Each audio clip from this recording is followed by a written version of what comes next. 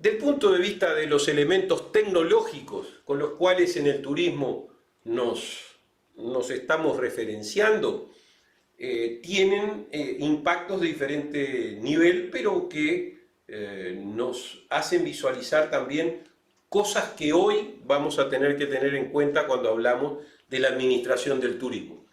Yo comencé a trabajar relacionado al turismo en los años 1980, vinculado al turismo juvenil estudiantil y lo que se llama la Green Card o la tarjeta verde, que International Student Conference gestionaba a nivel internacional.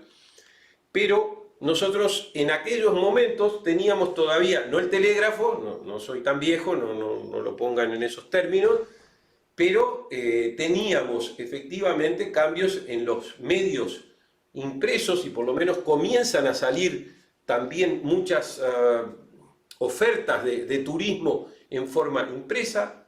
Aparece el teléfono, aparece la radio, aparece la televisión.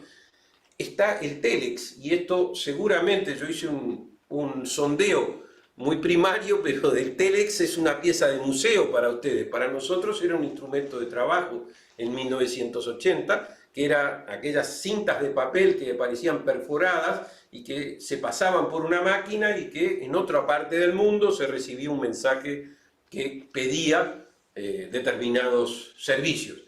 Quiero señalar que muchas veces se discute sobre los tweets que tenían 140 caracteres y ahora tienen 200 y algo, pero en aquel momento en los telex nosotros cuando pedíamos servicio poníamos ASAP, que era as soon as possible. Lo que estábamos pidiendo era una respuesta urgente del otro lado a nuestro pedido de servicios. O todos los servicios, single with bathroom, todo eso aparecía reducido. Así que no hay que adjudicarle solamente a los jóvenes que escriben o hablan mal en función del Twitter, sino que efectivamente estos códigos se exigían hace tiempo. Luego, probablemente algunos de ustedes hayan escuchado hablar de los GDS, que fueron los General Distribution System, que fueron un puente entre el Telex y el fax, ya más desarrollados y computarizados. Aparece el correo electrónico, ya tenemos Internet, y luego la web y las plataformas. Ahora vamos a empezar a hablar de realidad aumentada o realidad ampliada y los hologramas, que ya son mucho más contemporáneos con la mayoría de todos ustedes, y es en el mundo que estamos. Entonces, esos cambios tecnológicos fueron acompañados, por ejemplo, con el desarrollo de las memorias de las computadoras que permitían efectivamente recepcionar información y procesarla de determinada manera, y luego se fueron vinculando a nodos para funcionar en red. Esos General Distribution System en general venían desarrollados por las compañías aéreas, y eso permitió que durante un periodo relativamente importante, ahora nos parece mentira, pero fue que nosotros llamábamos por teléfono a las agencias, a las líneas aéreas de las agencias de viaje, y le pedíamos que hicieran reservas. Es más, existían los libros de manuales de conexiones con los cuales tratábamos de conectarnos, de poder estructurar los servicios que queríamos hacer, e incluso habían uno, el ABC o ABC, que era donde estaban todas las tarifas, y teníamos que armar los precios en función de esas tarifas. Bueno, los GDS comenzaron a brindar información de eso en forma computarizada y generaba enormes beneficios desde el punto de vista del funcionamiento. ¿Qué pasó después con algunos sistemas que ustedes deben de conocer? Amadeus, Galileo, Sable. Bueno, hubo una discusión y las compañías de los GDS comenzaron a ocupar otros espacios y empezaron a colocar computadoras directamente en sus grandes clientes, diciéndonos a las agencias de viaje en aquel momento de que no nos preocupáramos porque no era invadir eso. Esos GDS muchas veces cuando ponían las máquinas en nuestras agencias, nos la ponían gratis y cumplíamos con determinado número de reserva de segmentos de viaje. O sea, si yo iba a Montevideo, Panamá, Nueva York, me significaban 2 segmentos, y la vuelta otros 2 segmentos, 4. Y el acuerdo era que esas máquinas nos las ponían gratis si nosotros alcanzamos 1000 segmentos mensualmente. Eso, a su vez, esos GDS o estos sistemas le cobraban a las líneas aéreas un porcentaje. Pero de todas formas significaban una reducción de costos. ¿Y a qué llevó eso? A que al ir avanzando el sistema computacional y avanzando sobre el sector servicios, se fueron reduciendo los costos de las telecomunicaciones, algo que era impensado en el sector. Fue extremadamente disruptivo todo lo que pasó en ese sentido también, porque todas las agencias de viaje, nuestro principal presupuesto, y de la hotelería en general, o los alojamientos, era pagarle a las compañías de telecomunicaciones. Incluso en aquel momento comenzaron a surgir los servicios por los cuales uno llamaba a Miami, Miami volvía a llamarlo a uno a nuestros países y a partir de eso se establecía la comunicación telefónica, con lo cual ahorrábamos también una enorme cantidad de dinero lo que le teníamos que pagar a las telefónicas por el funcionamiento de nuestros servicios. Pero bueno, en aquel momento algunos comenzaban a decir que las comunicaciones tendían a costar cero, lo cual era como incomprensible todavía para nosotros. La realidad es que hoy cualquiera de ustedes accede muchas veces a llegar a una tarifa de determinadas características para el traslado de datos y las comunicaciones, producto de los satélites, efectivamente van tendiendo a cero. Esos cambios también fueron introduciendo cambios logísticos en los aeropuertos, en las compañías de aviación, el uso de los celulares, que cada vez más dentro de los propios aviones se puede llevar adelante, pero que efectivamente nos comunica 24/7, los 365 días del año. También en la recogida de información fue procesándose, porque nosotros teníamos, por ejemplo, en el Ministerio de Turismo, la recogida de información en los aeropuertos para armar nuestras estadísticas a mano. Bueno, eso comenzó hace unos 15 años a hacer con tablets, y los procedimientos de acopio de información y de procesamiento de información para ajustarnos mucho más a lo que realmente ocurre con el sector turismo, se fue dando con esos cambios tecnológicos a través de las tablets. Y luego, o paralelo con eso, se comenzaron a dar los cambios en la promoción del turismo y el marketing turístico, cosa que ustedes conviven con eso sin ningún tipo de duda. También la comercialización. No hace falta, no creo que haya que argumentar demasiado, de lo que ha significado el ingreso de las plataformas y en muchos casos también la liquidación de la intermediación, donde el consumidor se contacta directamente con el proveedor de los servicios. Y no voy a mencionar acá cosas que ustedes conocen mejor que yo seguramente. Y esos cambios en las prestaciones de las plataformas y la aparición de lo que mal se llama muchas veces plataformas colaborativas o contratación de servicios en forma colaborativa, es parte de lo que hoy tenemos en la realidad cotidiana. Accedemos desde nuestros computadores, por lo tanto ustedes van a fácilmente entender de qué estamos hablando, asociado a los cambios en las tendencias del consumo, sin entrar en lo de la pandemia, que es un fenómeno que después abordaremos un poquito más adelante. Ahora, yo trabajé como director de un instituto de capacitación en turismo entre 1993 y el 2001, y ahí ya comenzamos a visualizar que entre lo que hacíamos en una clase, o incluso una conferencia como esta, que en este caso tiene un apoyo tecnológico de otras características, pero lo que hacían los muchachos cuando iban, por ejemplo, a los showrooms o al trabajo en las aulas de capacitación que tenía Sabrio, que tenía Galileo, que tenía Amadeus, después que estaban una semana ahí aprendiendo a utilizar esos sistemas, después era muy difícil que volvieran a sentarse en un salón y a escuchar conferencias o clases de 30 minutos, 45 minutos, porque el mundo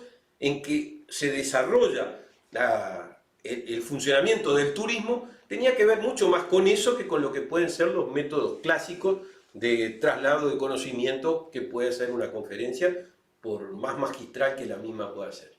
Entonces, a eso se le han ido sumando en el turismo, como en otras áreas de la vida, otros cambios cualitativos que tienen que ver con la eficiencia energética, que en este caso no solo es relacionada con la eficiencia en sí mismo, sino también con cambios en el clima que nos impacta y que nos obliga a tener esos cambios cualitativos que muchas veces van de la mano con cambios tecnológicos.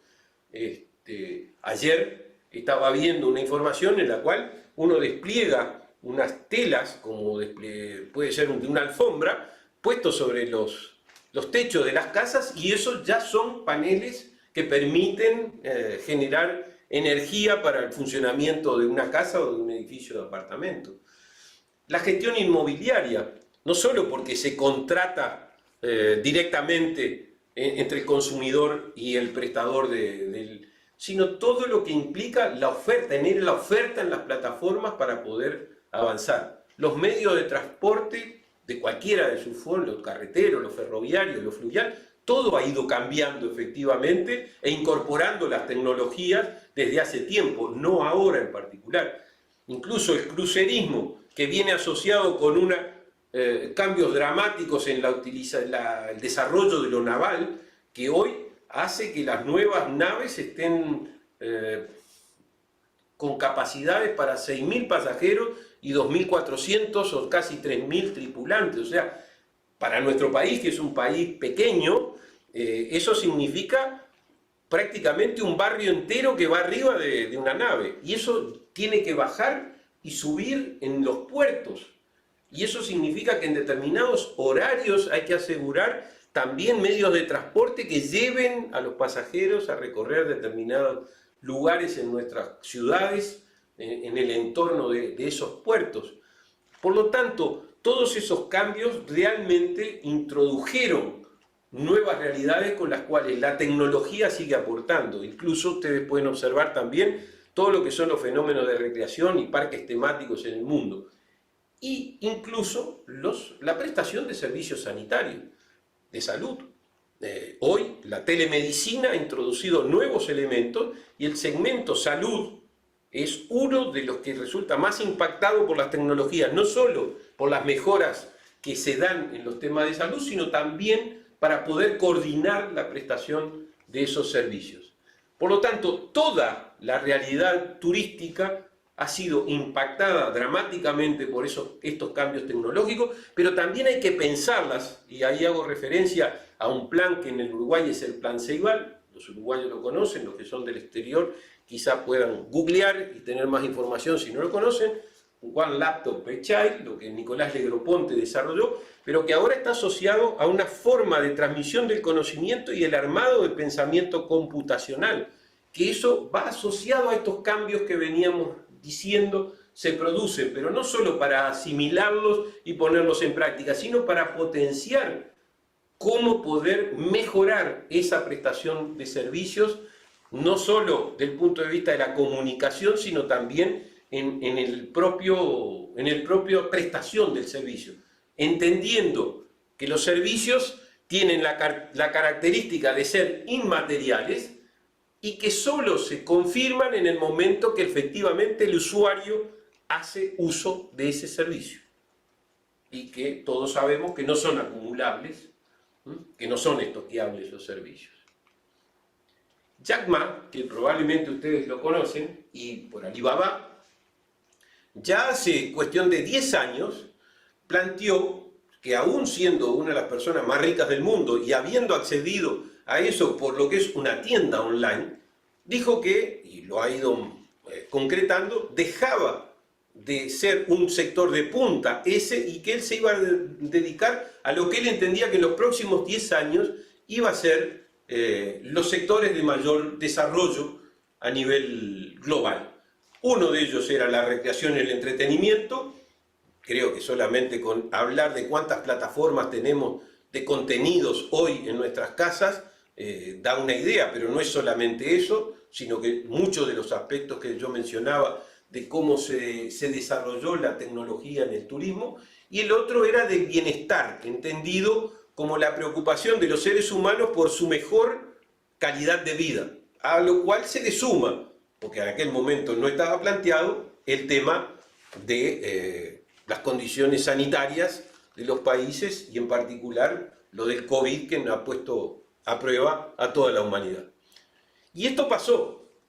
Esta es una foto de cuando comenzó de alguna manera hace casi 3 años ahora, el desarrollo del COVID. Esto es absolutamente impensable. Y ahora vamos a ver un video que tiene que ver unos segundos solamente, que también nos grafica cómo era esa realidad impactada por el COVID.